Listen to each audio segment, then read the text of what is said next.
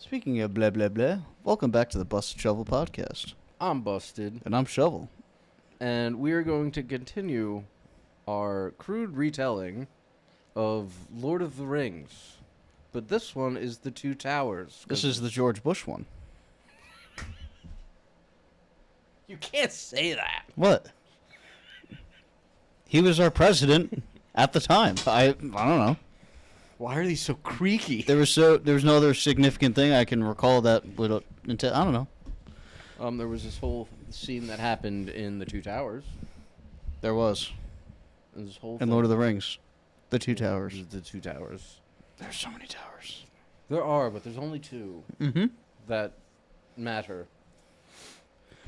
Yeah, we're gonna kind of recap not every single narrative point ever. No. Every single one. We're gonna go over words. We're gonna go every detail, every single word, every consonant.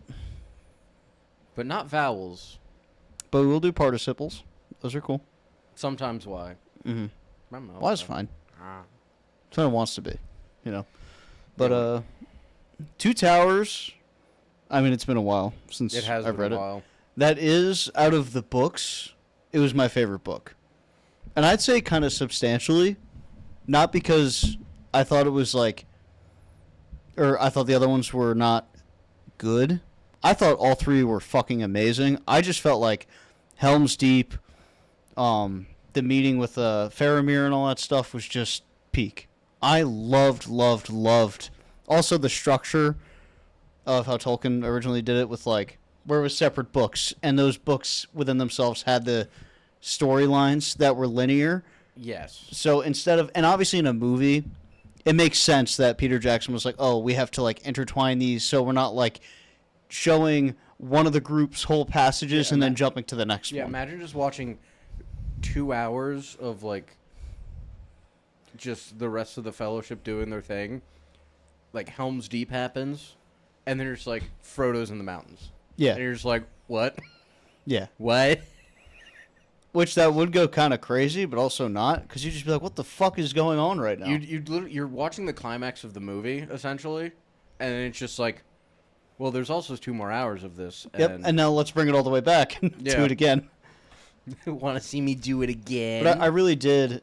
It made, I don't know, it's not that it made more sense, but I felt like structurally it made more sense to have it separate in terms of the novel. In a book, I think it would make readers more confused. Yeah, if it kept because jumping. You're jumping plots constantly. So, like, you'll read a name in one chapter, well, the next chapter's Frodo and Sam, and you're like, then fucking, who the fuck is Haldir? And you're just like, I don't know, and then you have to go back a chapter. It's just like, you have the one story, you follow that one story, and then you finish off with the other story, and you're like, oh, these are happening at the same time. But in a movie, the jumps flow smoothly because it's a lot easier to take it in that way via movie. Yeah. Whew. And that's Lord of the Rings: Two Towers. Thank you. Thank you for watching this episode. We're going to play War in the North. We're going to go play War in the North. Go buy it if you have access to it. Well, speaking of that, though, it's really funny because the movie literally starts with Frodo and Sam when the book starts with Aragorn and company. Yes. Which is, I mean, it's Frodo and Sam for like fucking 5 minutes. Mm-hmm. And then it cuts over to Merry and Pippin. Well, technically, the second book starts when the Fellowship's not truly or knowingly broken, because it starts with Boromir's death. I don't know, did we talk about that at all? Boromir's death? In the first, I don't think we did, because it's technically the second book. Yeah. I think you're right. Because, yeah. We're sad. So sad. I just love how it's just... I would have to find the exact words, but I love every time fucking Boromir blows his horns. It's just like this fucking huge, like, scene of a thing. Because it's always just like, everyone's just like, oh my god, what just happened? Yeah, but at the end of the day, you kind of think about it, it's like, the guy just kind of blew the horn, but it's like he does it, and everything in the world seemingly just stops. I know, it's crazy. And it's just like the gravity of the horn. It's so like, cool. It's like in a video game when you use like a taunt move, and you're like, oh, everything's coming to kill me now. My friends are fine. Yeah, but, dude, it's just so freaking cool. It's like obviously red cloth to a you don't see anything like the movie portrays, It's just like Aragorn and company just showing up, and Boromir's just like, oh, oh. Yeah. You do still have the conversation between Boromir and Aragorn, but there's less of a Aragorn. Why did I say Aragorn? I did that the first one a lot. At Yeah. first, I did the first couple times. So it was like, oh, I'm saying it wrong. But sorry, go ahead. Continue. You still have that, but obviously it's less of this like super like depressing, almost like call to act. It's not technically a call to action because Boromir's just like kind of venting his frustrations. Yeah. I think he does still kind of vent his frustrations. Obviously he does apologize. He's like, dude, I'm so sorry I did this. I know it was wrong. I just don't know. I fucked up, bro. Yeah. He's like, I fucked up. And then they're like, dude, you repent. Mm-hmm. As he pulls out an arrow. Yeah. You repented at least 12 times. Dude, just buy me some T-Bell. On the way home, we'll be fine. Yeah, It's chill. so, and obviously you have the transition, because, like, obviously in the movie, it's more of, like, Aragorn coming into himself, because he's just, like, he calls the Gondorians our people, and that's what Boromir gets, like, fucking, he's like, our people, oh. Mm-hmm. And then he gives him hope, and then it's like, I think it does say in the book, he, like, dies with a smile on his face, essentially, after their little engagement. Yeah. Because he feels at peace and all that. Yeah. It's just like everything's good, and then Aragorn doesn't tell anyone about the whole ring thing because he's just like, dude, it's fucking. This is what the ring does. Like, we're just gonna put him in a boat, pile all these fucking swords in it, and we're gonna send him on his way. Amen. So that way, if anyone sees this shit, it'll be like, you know, this guy fucks shit up. Yep. And then that was just a little sad, beautiful, little beautiful, sad little fucking. And then you have everyone singing, and you're like, oh. Now you're just sad. And you're like, I have to finish this book now, and I'm so sad already. I need to be more sad. I need to read more, but I also need to feel better. Yeah, so but keep reading. Then you cut to, and it's touched very briefly in the movie. It's just the very horrific trek that Merry and Pippin have with the Uruk-hai. Yeah. Because it was just fucking, they were just running forever, and then the Uruk-hai are just force drinking them this fucking, like, I don't know, like their potion or whatever, or like a booze to like fucking keep them going. Like they're drugging them. They're just drugging them. They're just giving them the Estus. Yeah. They're just refilling the mana. But it's like, it's not real Estus. It's it's that fake shit. Yeah, Just like, it's like Estus Zero, probably. You don't feel good when you drink it. It just kind of helps you. Yeah. And it's really just this, like, it just sounded like a terrible fucking time. Yeah. Because they're just getting abused the entire fucking time. And then you do have the Aragorn and company do run into Éomer. However, it's technically different because in the movie, by the point you meet Aragorn and company meets Éomer, he has already been banished from Rohan, which actually never happens. He never gets banished from Rohan. Right. But when they first meet in the book, he's still currently doing his normal job. Like, he's in charge of making sure the Riddermark is safe. Yeah.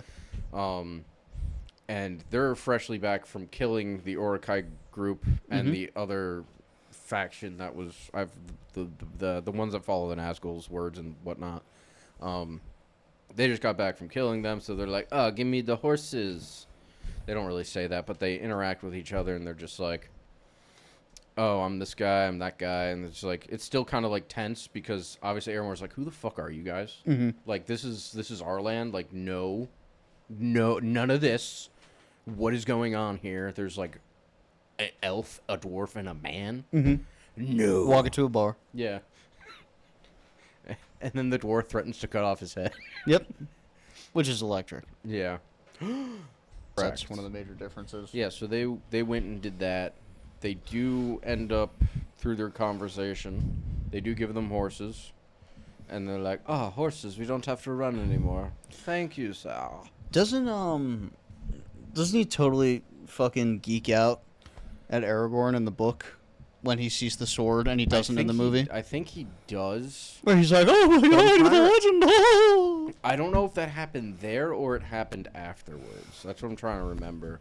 But it's the issue is trying to put them together because obviously Book Aragorn is so much more upfront about it.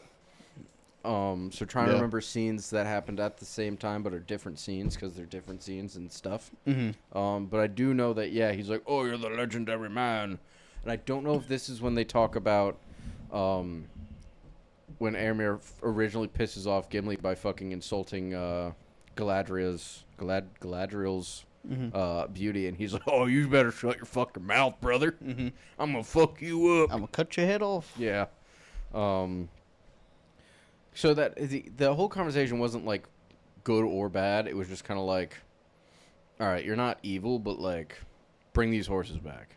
And they're like, you have my word. Yeah. Because Pippin and Merry obviously escape the Uruk-hai and the Goblin people. Goblin people. But it's almost, they don't necessarily escape while they're being attacked. They kind of escape before it, but also not, because the Rohirrim surround the Uruk-hai company. And that's when they escape, and they do, like, Pippin throws, like, gets a little clever with one of the goblins that was trying to fucking see if they had the ring or not. Mm-hmm. And then, like, Pippin does, like, a Gollum voice and makes the fucking dude freak the fuck out. Yeah. Which is, wait, how did Pippin even ever hear Gollum before? Maybe just by tail, if anything.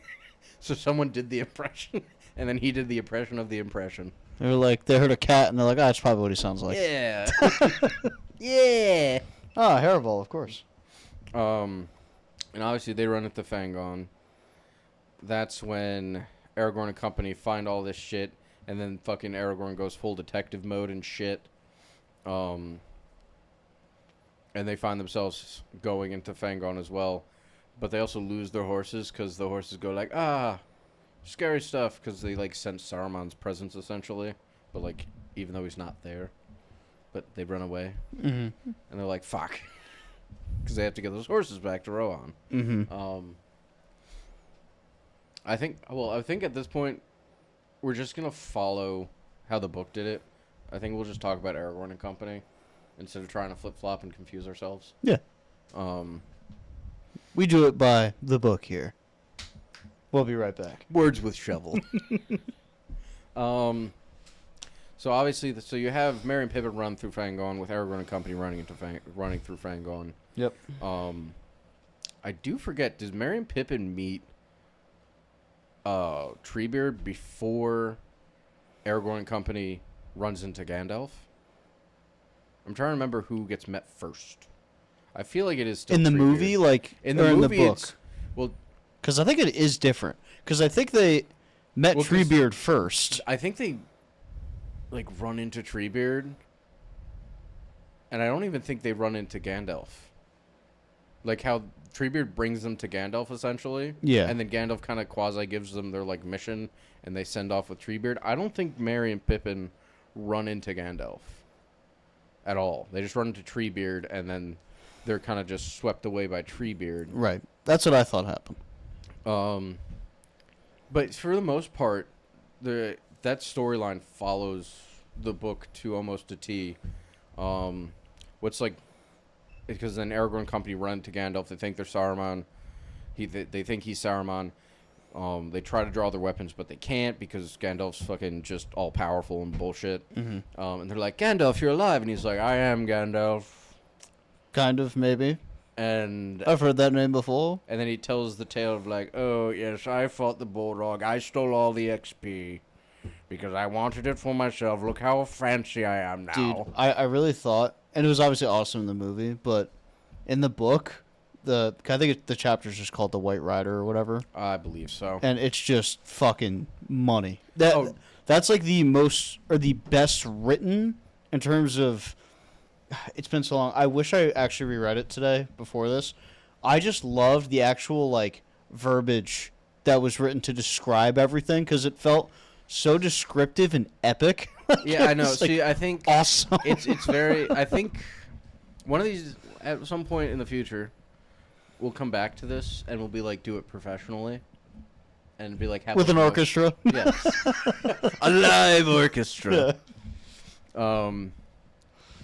fuck, dude, I can't remember. At least we could always just do like short videos and stuff and like talk about stuff and like really get into the nitty gritty of scenes, because you could probably talk about a lot of scenes for a long time, or you could talk about specific characters for a long time. But I just remember specifically in that one of the few times where engaging with like a book or anything like that for me, where I got like really aggressive chills reading it, even though I knew what was happening because I've seen the movies. Yeah. At that point, a couple times, but like, dude, I don't know why in the book I was just like, oh, it's going down, shit's happening right now, it's awesome. Oh yeah, no, because it's so he uses good. a lot better verbiage, because he obviously he has to create the scene in your mind through his words. Yeah. So that's why everything gets like this so money, dude. Amount of detail, and you're just like, oh, this is so beautiful. But anyway, but as far as that, the scenes line up really well, so I don't think there's a lot to be like super nitpicky about. No, I don't think so like either. If anything, if we want to be super nitpicky, when it talks about how like Merry and Pippin, they're like when they're drinking the water in Fangon, that's kind of a big deal, because they actually fucking grow for hobbits, and they end up like some of the tallest hobbits ever because of the water. Yeah. But in the book, they just kind of, or in the movie, they kind of just go like, oh, I'm growing, and then it's like never addressed again. Yeah, it's just like, kind of like, oh, that happened. I'm like 5'4" now. Yeah. And it's just like, no one, when they see each other, it's like, oh, you're like taller, dude. Mm-hmm. But in the book, everyone's just like, dude, what the fuck? Yeah. But obviously with that, and then running into Gandalf's like, guys, Merry and Pippin, they're fine. They've got this giant tree of a person. We're good. Taking them around They're town. locked up. They're good. They're fine. They're doing it just right. So, obviously, Gandalf goes like, we have to go to Rohan. To Edoras. Mm-hmm. I think that's the main, like, the actual capital or whatever. And obviously, that's when he fucking whistles fucking Shadowfax. The Lord. So sick, dude. The Chieftain. The horse and the horse and legend. The goat. Let's just call the goat it what of it is. Horses. He's the horse. That's when you get that, and Shadowfax also brings the other two horses that ran away. Yep. Because somehow Shadowfax knew. He's like, "Hey, boys, with me, let's go." And the horse, Trevor, like, Corey, Smokes. All right, my chieftain, my lord, my horse of all horses. I'll follow you. So then you have them go to Rohan. They drop the horses off. Yeah, it's this is pretty much similar to most of it, where they try to get in, and the guards are like, dude, we fucking don't want anyone in here. Because obviously I don't think we know it yet, but the king's like all fucking jacked up because of some shit going on. But you don't truly know that yet. But they're like, we don't want anyone in here. Go away. But then it's like, oh, I'm Gandalf, you know, and then fucking I got these people. And then they're like, we just need your weapons. And fucking Aragorn's like, dude, no one's touching my fucking sword right now. Because, like, this is the sword of legend. It's like, and he's like, no one's fucking touching this. And the guard's like, dude, listen. I just work here, man. Like, I understand you're upset. It's not me. It's a management just thing. Put it down. No one will touch it, okay? Only the ground will touch it. Yep. Okay? Just put it down. And then you get the classic same thing in the movie. It's like, Gandalf, we need your fucking staff. And he's like, you take an old man's cane. yeah, a walking stick? Yeah. Surely you couldn't. Right then. So then they actually get into the hall.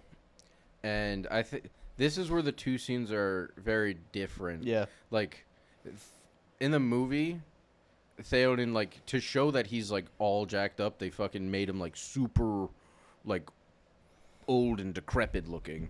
And you just had Grima just going, they shouldn't be here. And he's like, oh my God. Why should I welcome you here? Well, it's two different things. Gandalf, right? Like, Stormcrow. Was it in the... No, it was good. Wait, in the book, maybe I'm getting it flipped. I want to say it was the book, though. He was, like, poisoning him. In the book, yeah, he was... Wormtongue was just poisoning him and then, like, whispering into his ear. Right. And Theoden was... So the issue with the introduction to Theoden in the movie is essentially Saruman's controlling his mind and Wormtongue's just kind of there to like, tell him what Theoden should say. Just like in the book, Wormtongue is poisoning him and telling him stuff to say stuff, because at this point in time, Theoden is kind of just like fucking uber depressed, fucking no hope kind of person. So he's just kind of like open to it. And that's where the scenes are a little different, because in movie you have Gandalf. Gandalf's the one that brings Theoden back. In the book, Gandalf just essentially offers his, like, essentially he's offering his hand to be like, come back to the light. He's like, he points outside. He's like, there's still hope. And in the book, Theoden makes the decision to be like, I believe in hope, essentially. Yeah. And that's what, so you kind of take away that, which is kind of like a big deal for like a character trait. Instead of being like necessarily saved, he's just like, he's offered the help, and he goes like, we're gonna do this, we're gonna believe again, which is kind of a big deal. It's a big character change from being like, he is my, to be honest, and I felt this in both, mostly from the book but also from the movie, he is my 1A. He is like, that is my favorite character. Oh, he's the entire great trilogy. character, book and movie. I think the arc of the character is just really good. So good. Because I do like how he's the juxtaposition of him being all powerful in the sense that he's a king. Yeah. Right? But he actually is being under control, basically a puppet, if you will, and then breaking through that, and then we'll get into the later stuff. Well, yeah, because that's... I love the character arc he has so much, man. You literally just... You start him at his lowest point, and you get to see him come back from that. It's just really funny because, like, I think movie-wise, once they get him back, they're like, we can't do open war, you know? Oh, no. They want him to do open war, but he's like, no, we can't do that. We're going to go to Helm's Deep. Yes. In the book, he's like, we're going to go fuck shit up. Yeah. No, dude, he's awesome. He's like, we're killing everything. He's like, we got boys over there at Isengard. We're going to go fuck shit up. Dude, yeah. And it's just like... It got me so hyped. I was like, let's fucking go, dude. Holy shit. So you're like, fucking fantastic. Yeah, let's go get it. Meanwhile, Merry and Pippin are still with the tree people. Yep, they're just hanging out. Well, like, it's movie-wise, it follows a very similar trail anyways. Like, the hobbits, they have this, like, really cool, like, conversations with each other. You get a lot of lore from Treebeard about the Ents, and the hobbits are just talking about themselves and, like, what they do. And he's like, you talk very hastily. Mm-hmm. Because, you know, he's a tree, and I guess trees are slow about things. They take their time. Yeah, except for that one tree. Because he's like, you guys will go hang out with... Spring Tree, he's very hasty. Yeah. Like you. You'll like him. So dumb, it's so funny. But I'm trying to remember if there's, like, super important... Like, Treebeard talks about Saruman, how, like, Saruman would just, like, come, be like, dude, give me information. And then he'd, like, leave, and Treebeard's like, guy's kind of like a fucking dickhead. Yeah, it's like, dude, but, like, what's up? Let's just fucking talk. Why are you scouting around here? What's up? You're a wizard and stuff, and I'm a tree. Let's chop it up. But I take offense to that. Yeah, it's like... I'm allowed to say it. You can't say it. Yeah, but I think I remember the key difference. I think the Ents were actually aware that Saruman was a fucking dickhead and pushing into this idea of industry and actually destroying the forest. Mm-hmm. Like, I think they knew about that. This wasn't like a big shock, if I remember correctly. I think... Okay, so, because I just have, like, little Sparky notes going? Because I have that here. I do have, in the movie, the Ents are unaware that Saruman's orcs have been felling the forest. Correct. So that makes sense. But I think in the movie they knew. In the movie? Or no, in the book. I think in the book they knew. Yeah, so they were mad in the book. Yeah, so that's, I guess, one of the major differences. Like, I don't think Merry and Pippin were as crucial of a role in the call to action of the Ents going to war. I think it was like in the books they were. That's what it says here. They were because it says verbatim. It says when Merry and Pippin deliver news about the magnitude of the destruction Treebeard calls a meeting of Ents, also known as the Entmoot. Yes. Okay. Yeah.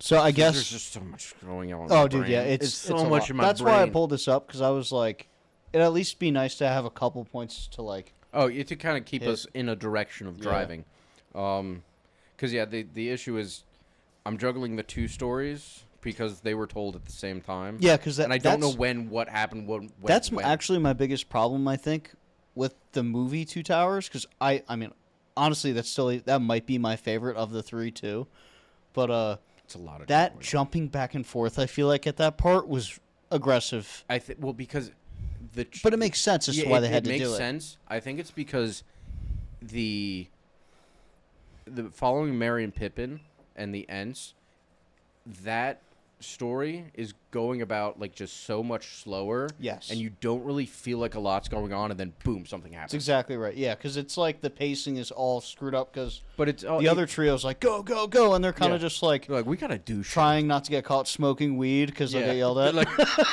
they're we're in smoking his school. Cousins. So they're just kind of doing that. Yeah. And then the Rohirrim are gearing up for war. Open war. And they start riding out, and then they actually have one of the riders that comes back from the war that they've been having on the front in Isengard, and he's like, "We're getting our shit kicked in." And he's just like, "Was it Eckenbrand was the main general guy leading that forces?" Yes. Yeah. He's retreated to Helm's Deep.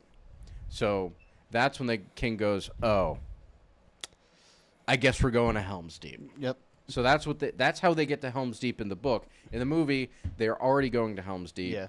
And because at this point, that rider already tells him that Saruman has these massive fucking forces moving. Mm-hmm. The rider tells him that. That's why they go there. Movie, you have them get attacked by the wargs, and then Aragorn falls off the cliff. And then you have the king's son's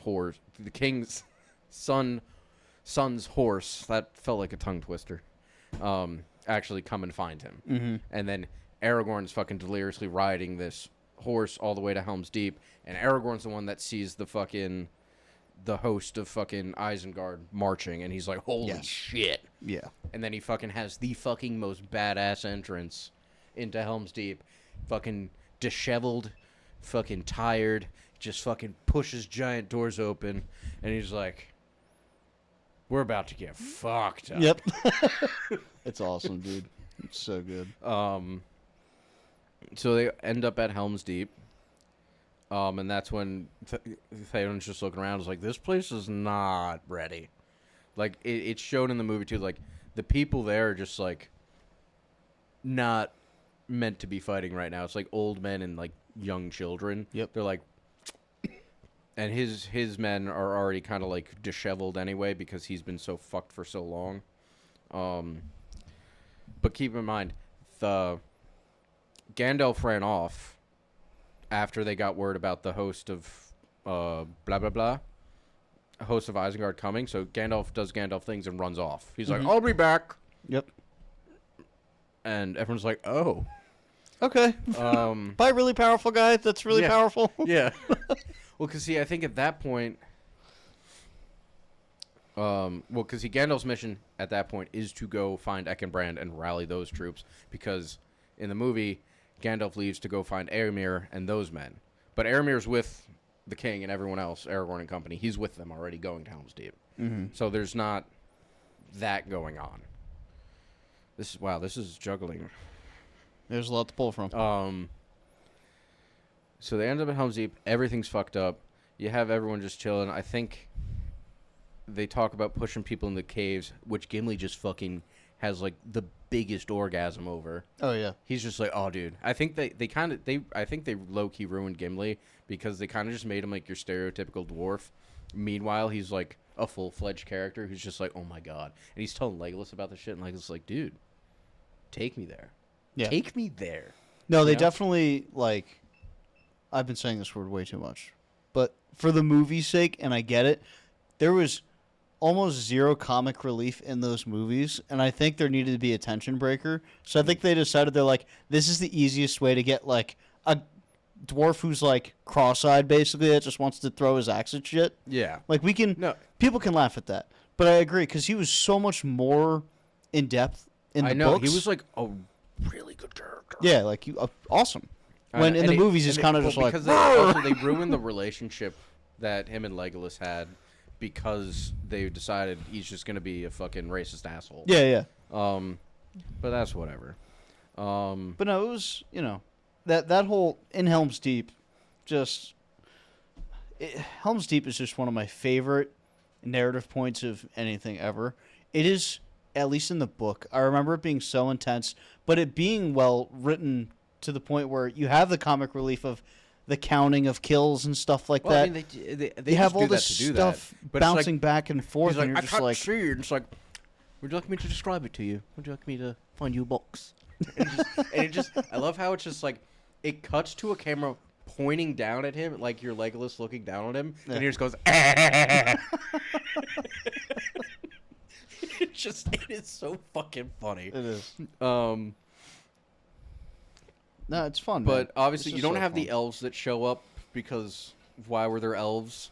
But because wasn't it actually Haldir?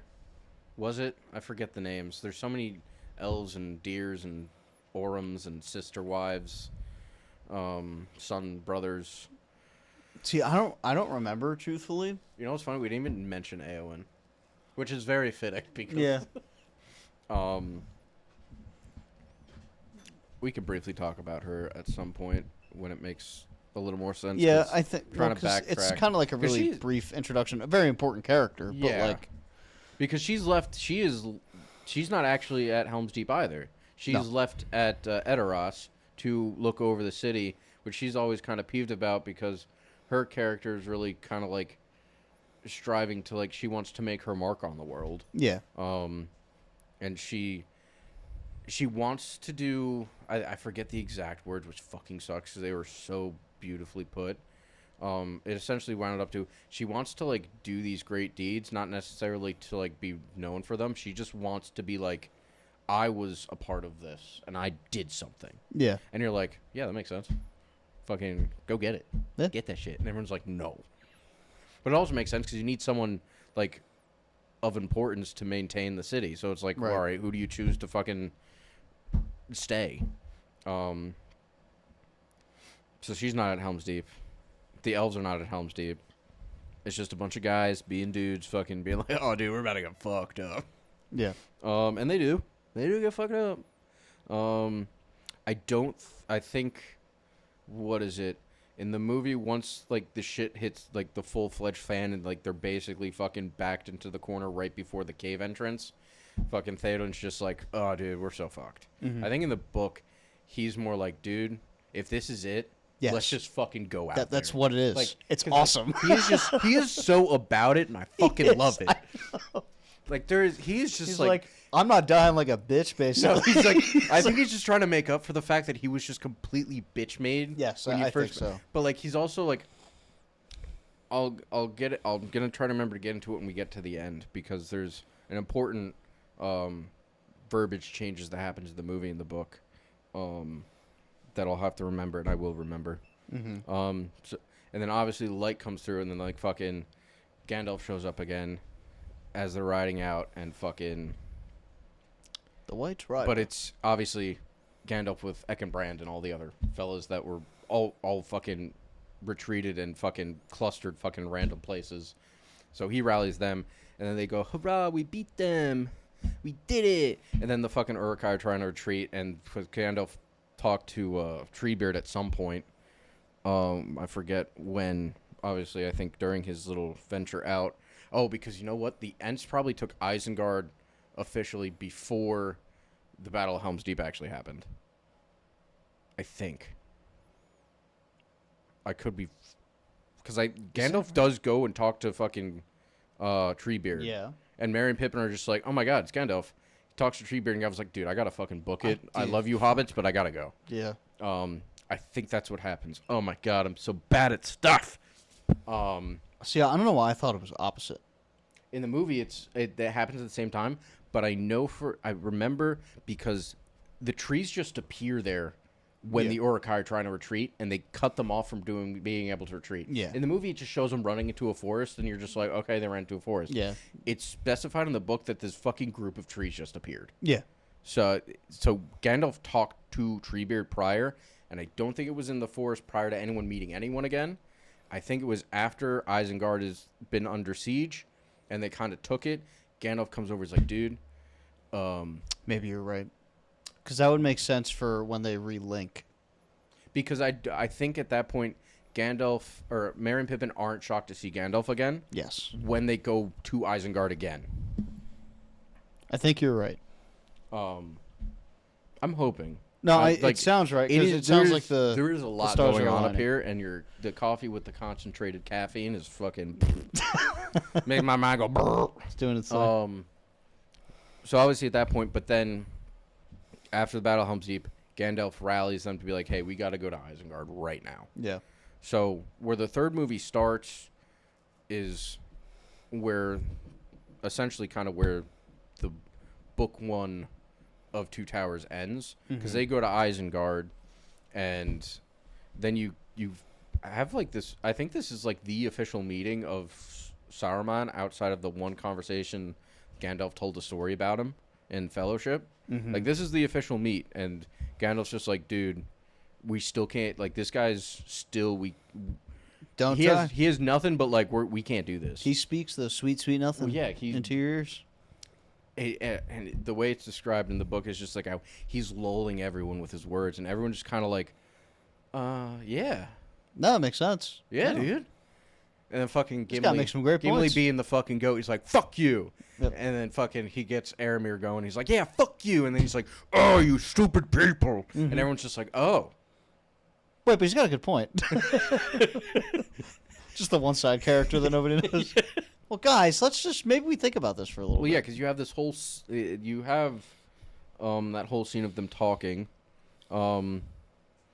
and Saruman very much trying to use his power of persuasion to, like, kind of get out of his fucking shitty situation. And fucking, once Theoden's on his horse, essentially, even though she's, like, always on it, once he's back in, like, his normal thought, he's like, yeah, we're not fucking doing this. You're a piece of shit. I'm gonna fucking kill you, you piece of shit, you goddamn fucker. Yeah.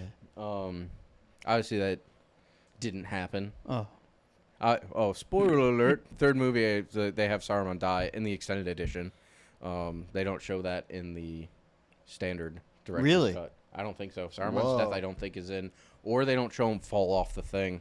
I've never watched the non-extended, so I it's weird. Because obviously I saw the theatrical cuts first, and then you watch the extended so many times you don't even know, you forget what's not supposed to be there but is. So they have this conversation. This is what I wanted to talk about and why I think Theoden acts the way he acts. In the movie, when Saruman's trying to take a jab at Theoden, he calls him a lesser son of greater sires. In the book, Theoden uses that to describe himself. He goes, I am a lesser son of greater sires. And it's I don't think it's meant in, like, I am just a terrible compared to my forebears. I think it's more of, like, the history of Rohan is so grand that he has done nothing to actually, like, match those accomplishments. Right. So I think that's why he's fucking always all about it. Because he's like, these guys, I gotta match these guys, right? Yeah. So he's like, I haven't done it yet, and he knows he hasn't done it yet. So he's not gonna be like, I am like the kings of old, and I am the best. He's just like, I'm a lesser son of greater sires. And you're like, that's a great way to put it too. It's just so beautifully eloquent. It's very eloquent. But the changing of the verbiage, just again, you kind of like change how the character is acting. I mean, it still works, because I guess in the movie, when Saruman does say it does have that zoom in on Theoden, and like the actor does a really good job of, like, it does kind of resonate with him, so the thought is still there in his mind, even though he didn't say it himself. like recognizing it like he did in the book. That's what I needed to remember. But I think at that point, I don't even know if they have like, because obviously everyone runs into the hobbits. The hobbits have this like grand old greeting because like they get word prior because the trees all just send word to each other, and like I think Treebeard tells them like the king is coming. Be grandiose when he comes. And they're like, oh, my lord, blah, blah, blah. Yeah. I don't forget exactly what they said, but it was really funny. It is funny. Because they're hobbits. They're always funny. And then I think that's kind of where that story ends there. Because I'm trying to remember where the third book picks up for them. Because I think it just ends at Isengard, and I think the third book might pick up maybe in Edoras when they're trying to figure out what the fuck to do, because that's where they get the Palantir. I don't even know if the Palantir might be in play towards the end of this too.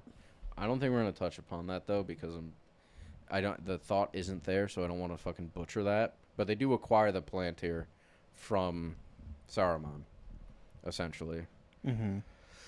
But then at that point, I think we just shoot over to Frodo and Sam, who are currently fucking lost in the rocks. Yep. Lost in the rocks. Yeah, because they have no idea where the fuck they're going. They're falling down damn cliff sides that are about 5 feet deep. Yeah. We're fine.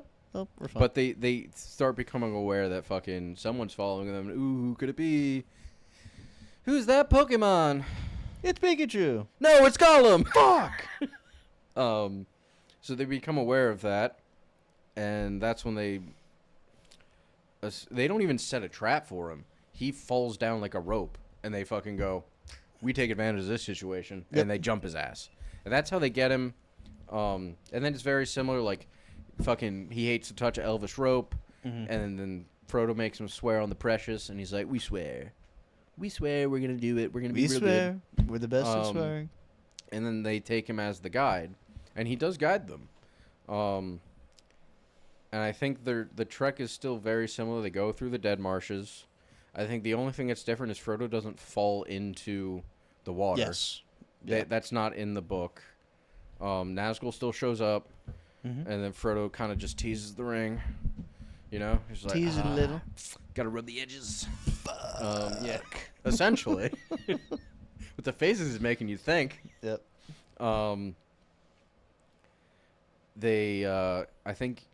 I think they do get to the Black Gate, and I think they do go like, oh, this isn't going to work. And that's when Smeagol goes, we could go a different way. I know he does it in the movie. I'm trying to remember if they do that technically in the book. I don't recall if they like get there and go, oh, this is a bad idea, and like fall down. I actually don't remember. It's got to be something similar. It pretty much follows to the point. By the time I forget exactly what place they're in, but this is at one point. This is when the potato scene happens. Essentially, Sam is just like tired of eating fucking bread all the time. Yeah. So he goes to Gollum and be like, "Dude, can you just like find some stuff for us to eat, please?" Yeah, and he's just find like, some fucking potatoes, bro. Yeah. So he does. He goes find some rabbits, and Sam ends up cooking the stuff, and he's just like, dude, we're gonna eat good tonight. We're eating like kings. Smeagol's fucking pissed the fuck off because he's like, why would you do that? You eat rabbits raw. You know this, Sam. Come on, fat hobbit. And he's like, no. He makes a stew, and brings it to Frodo, who's been sleeping because Frodo's a sleepy boy now. And that's when they run into the company of Faramir, Captain of Gondor. Who they run into first before they witness the ambush of the forces of the enemy that I'm forgetting the name of. I just remember the Oliphant. But they run into Faramir first. Yes. Before that, and Faramir's being very cordial and questioning them, like, who the fuck are you? You're in my fucking... You're in Gondor now. In the book, he's so kind. All of them are. They're so nice. We're going to talk about that. I know. We're going to talk about that.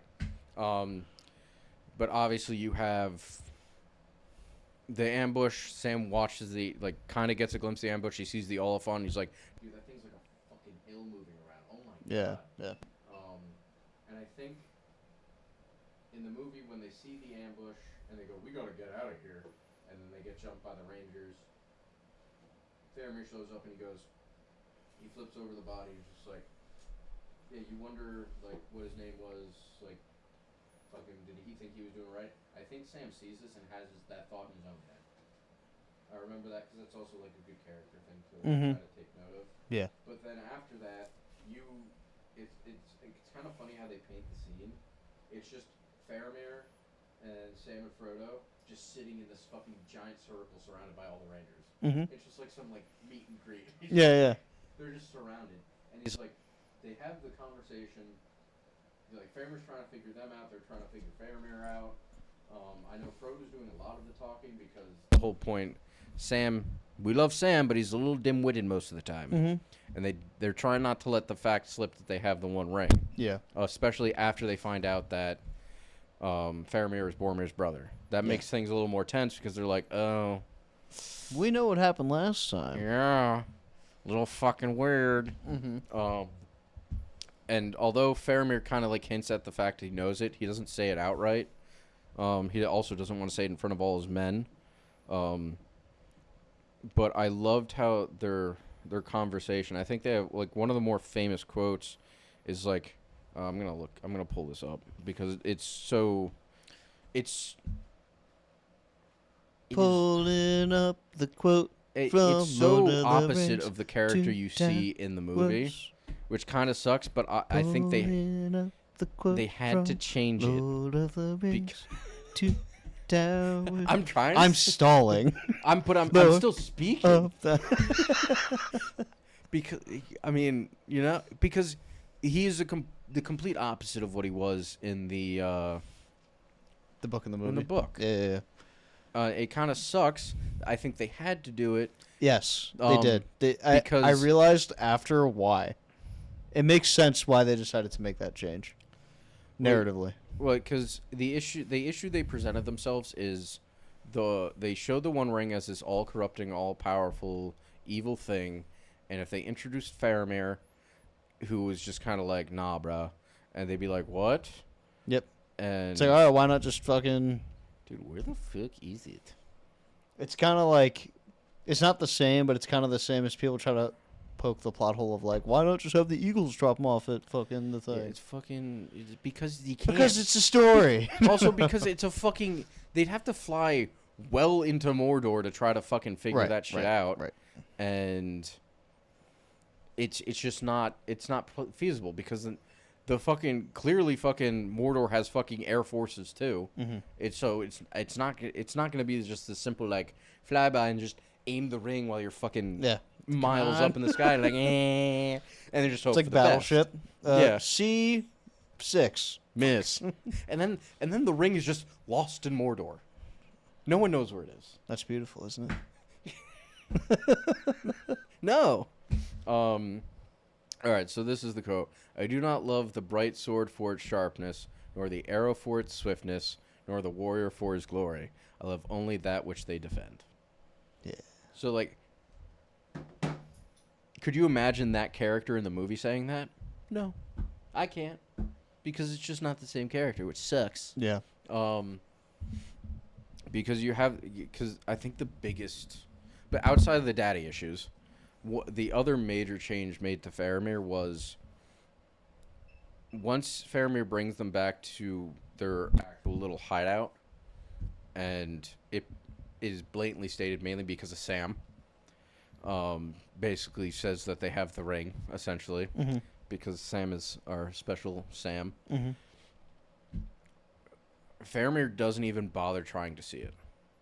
He goes, I know this game. I'm not looking at this thing because I know it's going to fuck me up. Yep.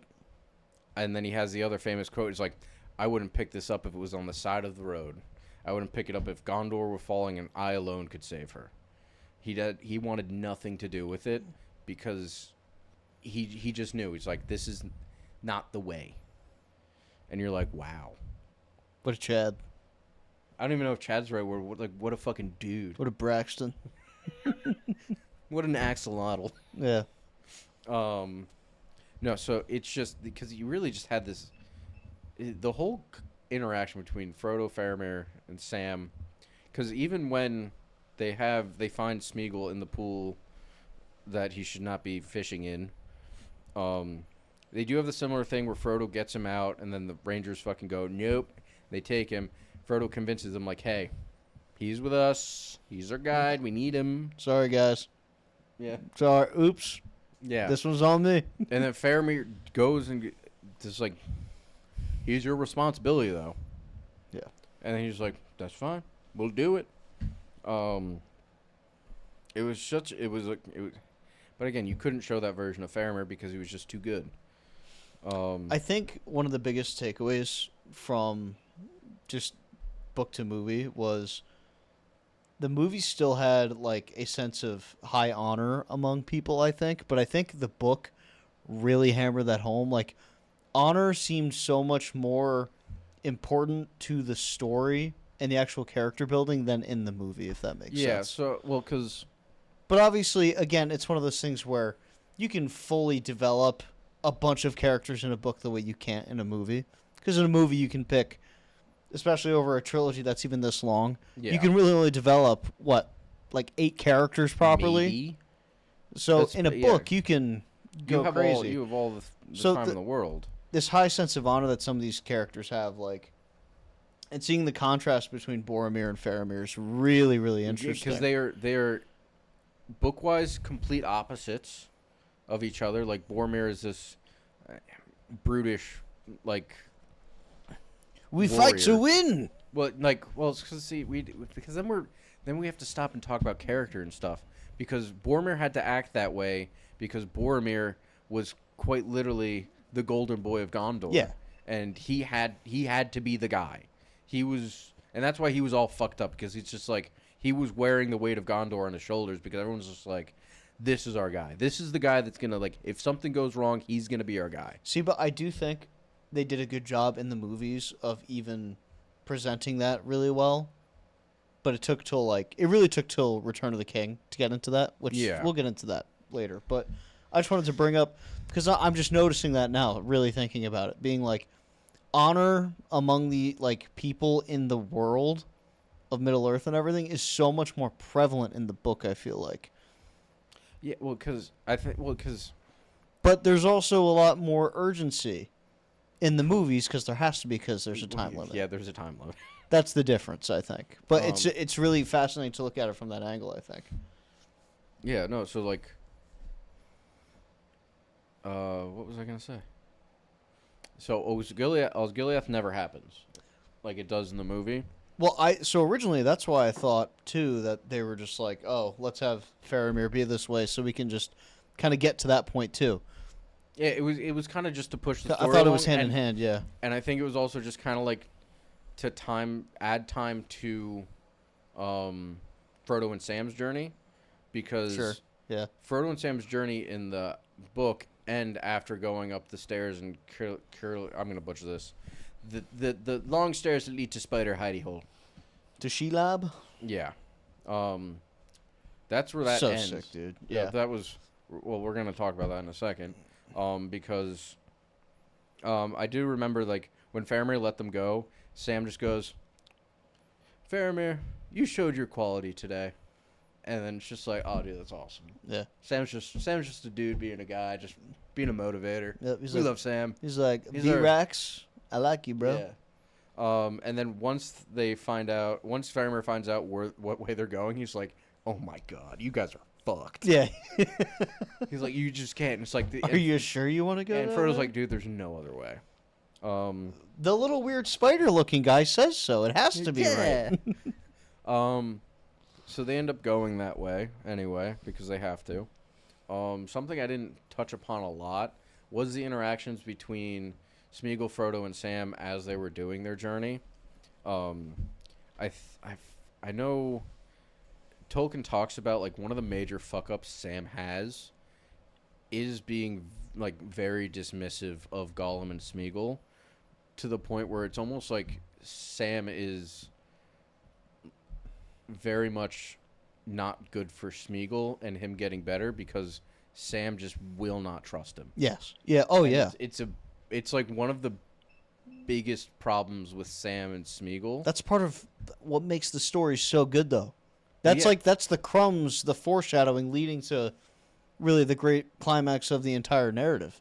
Well, yeah. It really is. Like, there's so much building in that sense. But just because if he was just nice to him the entire time, and then it's like, oh, double cross or whatever, it's like, okay. This was like a volcano kind of building, and it's just adding magma to the bottom of it. You know? It was one of, like, Tolkien's things when he stated, it's like, this was, like, the biggest fucking... Like, the biggest mistake Sam could have made is just being so dismissive of him. That's what makes it so good. I know. So good. So... Because Sam is just... Obviously, he's in the book. He's the character. He doesn't know that's what that's going to lead to. Correct. That's what makes it so good. But it also...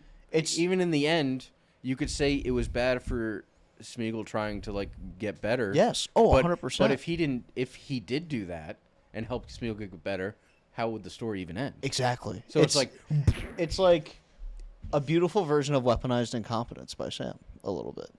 I guess. It's so interesting. Well, it's just more so that Sam is just so devoted. Yeah. He's devout to Frodo, and he's just making sure this mission gets done. Yeah. And he's like, this guy's just not. I mean, he's not wrong. He's not wrong that Smeagol's not to be trusted, but he's also very aggressive towards him because of that. Yeah. Like, if he was wearing rose-tinted glasses the whole time, I mean, they probably don't get there, realistically. Correct. And which is just, it's so crazy to think crazy. about. But they do get to Minas Morgul, and they have a very similar scene that they do in the third movie, where the fucking host comes out and starts marching towards Gondor, and they're trying to go up the stairs, and he does a real painting of a picture of how fucking terrible this trek is to go up these stairs. It's so awesome. Now, what is different, so obviously Osgiliath never happens, so you don't have the famous Sam speech in Osgiliath. So good. You actually have it on the stairs while they're just fucking just dog tired, just hating their lives. Mm-hmm. When they talk about the old stories of I forget the guy's name, but fucking one of the elves that just like fucking fought Morgoth or something, and they're like, "Do you ever think we're gonna be in the Tales?" And Frodo's just like, "What? Dude, I am just not ready for this." And Sam's like, "Come on, dude. It's like, you ever think like people are gonna talk about like, oh, I want to hear about Frodo and Sam, Dad?" And they'll be like, "Oh, what are the bravest of hobbits?" And fucking he just starts fucking glazing up Frodo. And then Frodo starts glazing up Sam, and you're just like, dude, this is just like such a beautiful scene. It's such a fucking miserable moment. That's what makes it so good. Again, it's contrast. Every good story has contrast, and it's another thing of that, of just...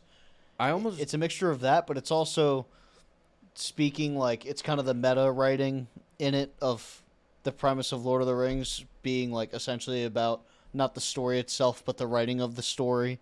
Like the little crumbs that Tolkien does throughout it. That's another one of those. Yeah. It's just adding to it. And it's just the issue so is good, dude. I guess I understand because they were leading up to a certain moment in the movie, but I do think of like Sam's little speech and little speech of hope and just I don't even know the words. Just motivatingness to motivate. I almost say like it's almost it comes off charismatic. It's that me. It's just like it's just trying to be jolly in the worst situation to make someone else feel better, and it's just so. I don't even know. I don't have the words to articulate my thoughts. It is placed so well, and I hate that they switched it to Osgiliath, even though it works out because they do have this beautiful low point when Frodo's about to just get fucking picked up. Sam jumps on him. Frodo's just like in a daze of pissed offness and pulls his sword on him, and Sam's just like, ah. Yep. You still have this beautiful low moment with all the characters that are being affected by this speech that Sam is having. And you're like, it was still beautiful because it cuts to the Battle of Helm's Deep. And you're like, oh, this is so beautiful. It's still well placed. But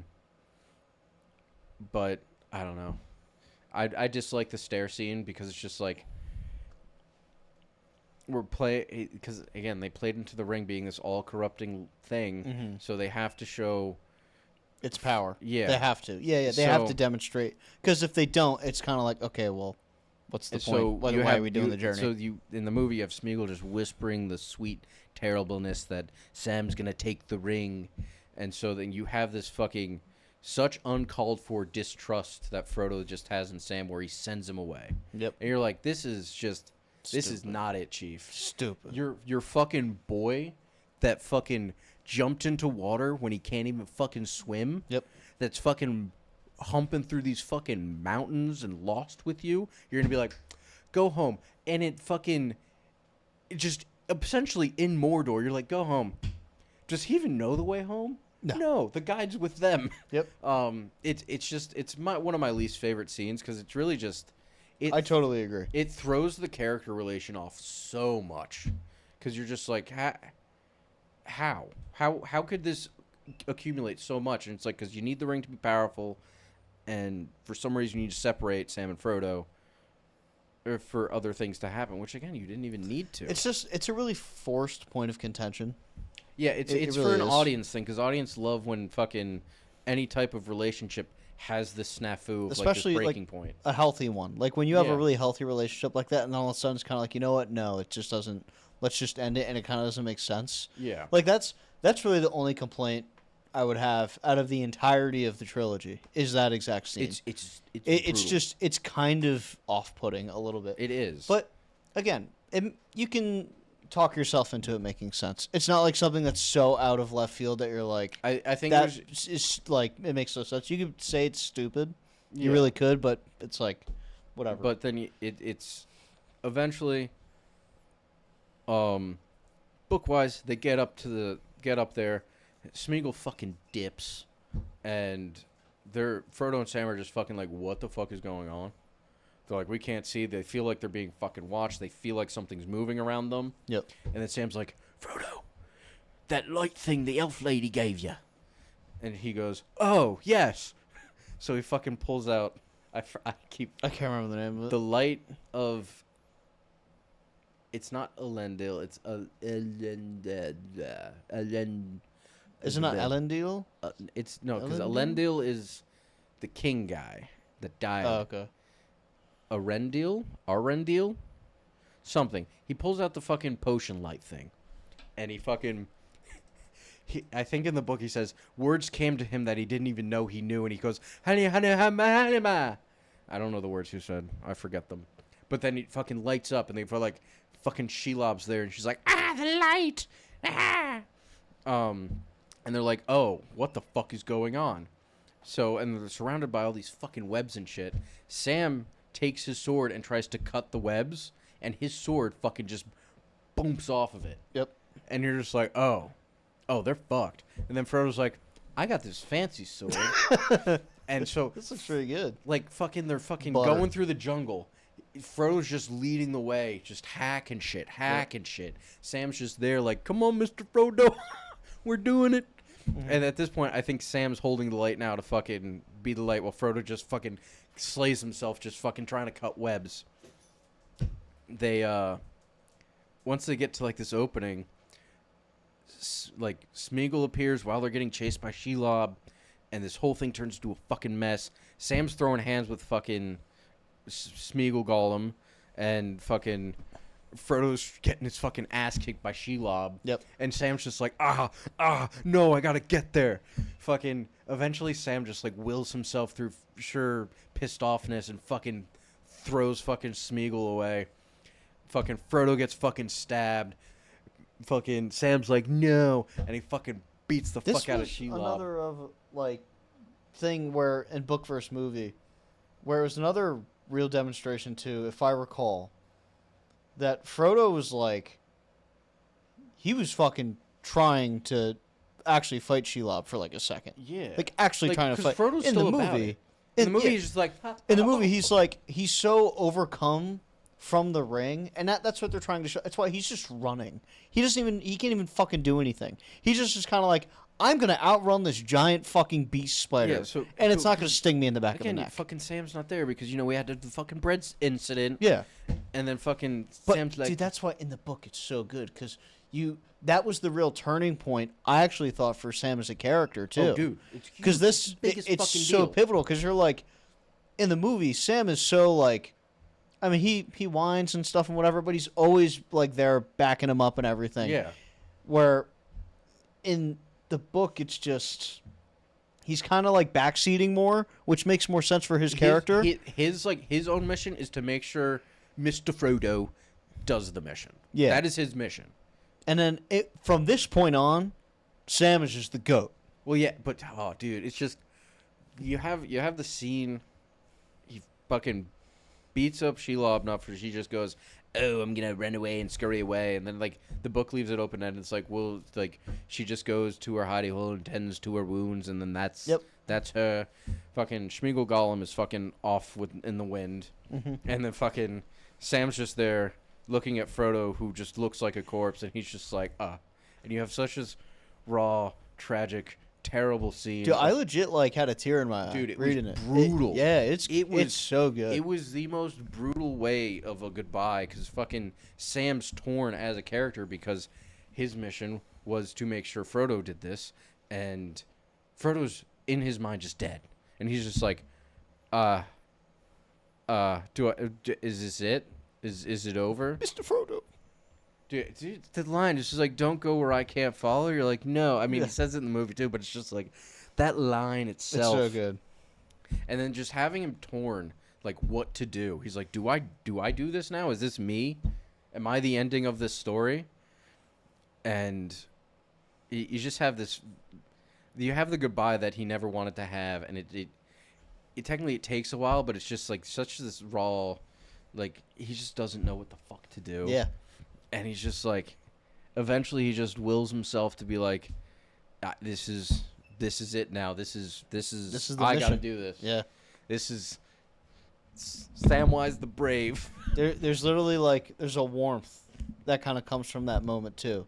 It's kind of like the blanket in the middle of the winter. Yeah. That hits you, and you're just like, oh, come on, let's fucking do this shit. Again, you're just like, oh god, it's so good. It's so good. It was so sad. I am butchering the eloquency of the fucking. Well, that's why more important. Scene.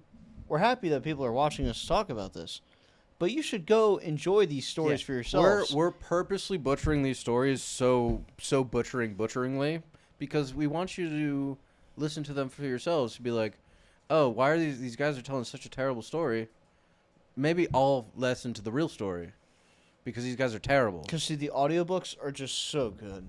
It is. It's so easy to listen, especially with fucking, oh my god, what's his name? Andy Serkis. Andy Serkis narrating them. He does such an amazing job. Yeah, he does all the voices. And it's just so good. It's so easy to get lost in those books for But I mean, it takes to listen to them. It ends there where essentially Sam picks himself back up. And is about to get on his way. Yep. That's where it ends in my mind. It doesn't continue as far as when he immediately leaves Frodo. Third book picks up almost immediately after that. Yeah. But that's a different tale for a different day. I forget. Does the movie? The movie doesn't even tap into that stuff. That's Return of the King. Return of the King. Yeah. And that's deep in Return of the King too. Yeah, that's I think that's why which will be our next happened, because it was that Osgiliath was just a filler of time. Yes. For Sam and Frodo's story. That's right. Fuck, man. It's I mean, that's the crude retelling of a book movie comparison of a book that's a lot of stuff's going on, and a movie that's a lot of stuff that's going on that's the same but different. And it's the mind of the book movie mind, Two Towers. I guess you could say that's a real war in the North. 5. I'm going home. Yeah, but that is... That about... Yeah, I think that... That covers everything I know to talk about, and then on my drive home, I'll be like, fuck. I should have said it this way or that way. Obviously, I think we're going to try to get Return of the King down sooner rather than later, just because, obviously, the knowledge is just leaving the mind as quickly as it comes in. In a weird way, though, I feel like that'll be the easiest to kind of regale and talk about because... There's also a lot there's a lot of little shit in it. That's the hard part. It's just so fun. Yeah. I think the third book is one of my favorites because of the way... Oh, dude, yeah, it's really good. I mean, again, all three obviously are good. You know what I think the reason I like the second book, though, the most? I think... Because when you think of a trilogy, the second movie is always filler for anything. Or the second version of whatever that is. It always will be some level of filler to just kind of expound the story. But, and the third, whatever the conclusion is always very grandiose and epic and all that stuff. The filler that we're given in this story is so meaningful. I don't even think it counts as filler. It's not. It's crazy how not in depth the story is, but just it's so rich in its meanings and how it makes you feel about everything. It's a very, I don't want to say psychologically challenging book, but you feel a lot of emotions while actually engaging specifically with the second book. Dude, it's because obviously the first one is a lot more. It's more fun because it's we're in this big new world and I'm learning about all this stuff and there's these scarier moments and stuff. The second one it's a lot of testosterone, a lot of it, but there's also a lot of really high highs and a lot of low lows, and you kind of have to learn how to regulate that emotionally. I think that's a very profound thing to do in a book. I don't think that's easy to do. No, it's not. So, especially because we really didn't even talk that much about a character. It's I'm gonna make notes for Eowyn because I do enjoy her character. She's just kind of more difficult to talk about because she's not ignored in the story, but sometimes I feel like she just didn't get her time in the sun. Yes. But obviously that's also the point of her character. Yes. But obviously third book she has a lot bigger moments that we will get to talk about, which is really fun. And we will talk about that next time. Here on the Shovel That's Busted podcast. Who are you again? I'm Busted. Oh, and I'm Shovel. Keep on digging. Stay digging.